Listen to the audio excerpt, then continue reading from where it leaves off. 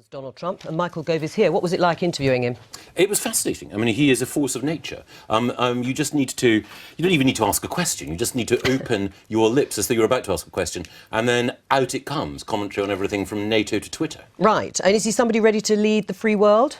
Well, the American people clearly thought so because they elected him, or rather the Electoral College did. And what did you make of him on that regard? I think that President Trump will be different from candidate Trump. And I think... You do think that? Yes. I think that candidate Trump was someone who had a deliberate campaign style, which was big, bold, bombastic, brash.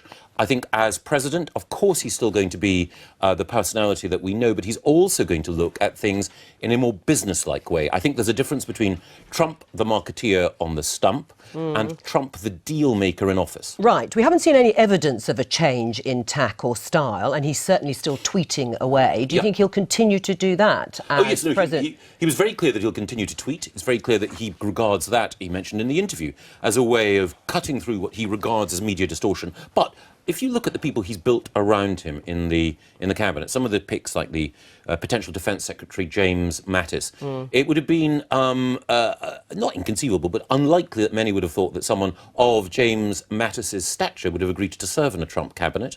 And I think that the team that he's assembling around him and some of the things that he says in the interview suggest that he will govern not in a dramatically different way, but in a different way from the way in which he campaigned. Do you really think you gave him a proper grilling? Well, we were there for the best part of an hour. We had the opportunity to ask questions on a range of issues. I think the critical thing is that when you are talking to someone like Donald Trump, you can try to, if you want to, argue with him, but he is like a river in spate. When you ask a question, the flow of language just comes at a torrent. But it was nearly an hour, as you say. I know you were there with a German journalist too. But where were the difficult questions from you on his links to Vladimir Putin, for example? Well, we asked specifically whether or not he would stand by what he said on NATO, and I wouldn't say dramatically, but he did shift his position on NATO.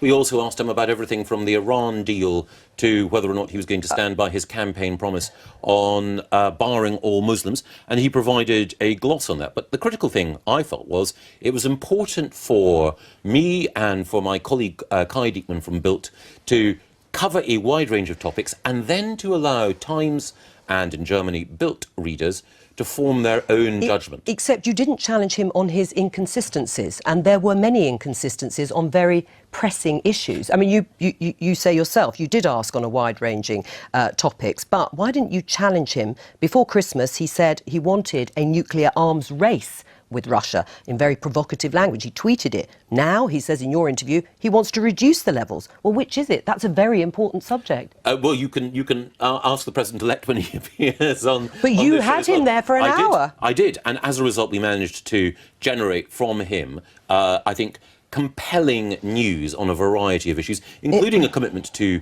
a rapid trade deal with Theresa May. Now, of course... Do you trust that? On those inconsistencies, I mean, even if you take Syria, for example, he was praising Russia for getting involved in the Syrian conflict because they were bashing ISIS, and that was a good thing. Now, he says in your interview that actually it's helped cause a humanitarian crisis in Syria. I mean, which is it? These are diametrically opposite views. So when he says he wants a quick trade deal, do you trust him to deliver that? Well, there are three things. The first thing is, as I mentioned earlier, I think that President Trump will be different from candidate Trump. People might say that inconsistency is a good thing or a bad thing. I think it's a reflection a dangerous thing, people might say, when it comes to foreign policy. Well, I think it's undoubtedly the case that many of the things that he said as candidate are deeply worrying.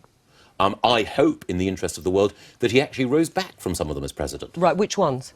Well, I think that what he said about NATO during the course of the campaign was dangerous. I think in the interview he suggests a more nuanced approach to NATO. I hope that will be the case. But my role in the interview was to make sure that he could speak for himself and then people will form their own judgments. As you say, there are inconsistencies in the Trump position between what he said on the stump and what we may see in the White House. We can form a judgment, as the American people will form a judgment, about whether or not they think that he's doing a good job. The whole question of trust is ultimately one for the American people and for the world leaders who will engage with him. I was doing my job as a reporter to ensure that he covered the waterfront, and then each of us as citizens will form our judgment. I've said before, I said during the course of the campaign that I would have voted for Hillary Clinton, and I've also said, as the Prime Minister has, that some of the things that he said are unacceptable. But there's a difference, one the BBC understands very well, between being a reporter who allows a politician to speak for themselves, as you're doing now, and an individual who can form a judgment about what they say. It is about challenge. It's also about challenging, as you know, as a journalist and as a politician at the other end. I mean, if we look at the picture here of you with Donald Trump, thumbs up, is that very professional, do you think?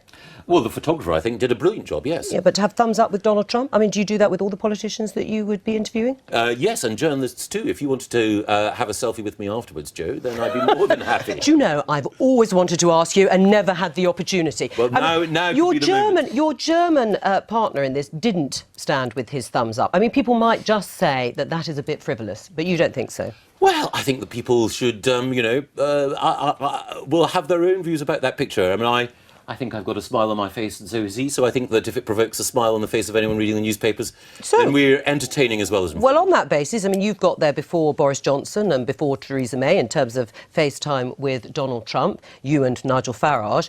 He's not going to be ambassador. Could you be an ambassador? I don't think so. I think diplomacy is not my strong suit. Really? Yes.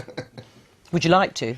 No. I like being Member of Parliament for Surrey Heath, and I love writing for The Times. Well, you said you'd be a good Prime Minister. Why not a good ambassador?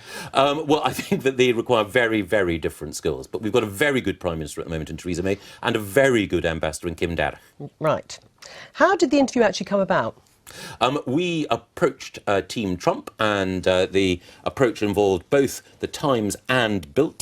And the President-elect thought it was a good idea to talk to Britain's best newspaper and the most successful newspaper on the continent of Europe. Right, and they chose you to do the interview, none of the other political journalists on The Times.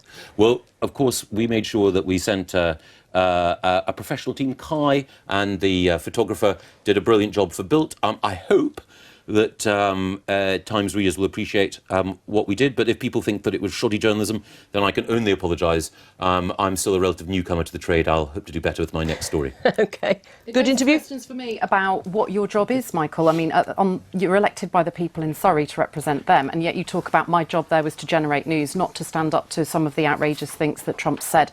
Nothing mentioned in your interview questions about his comments on women, which I find disgraceful. I thought that we were your colleagues, but you're talking about a German journalist as your colleague as well. I think that creates real questions about this second job that you've got. Michael?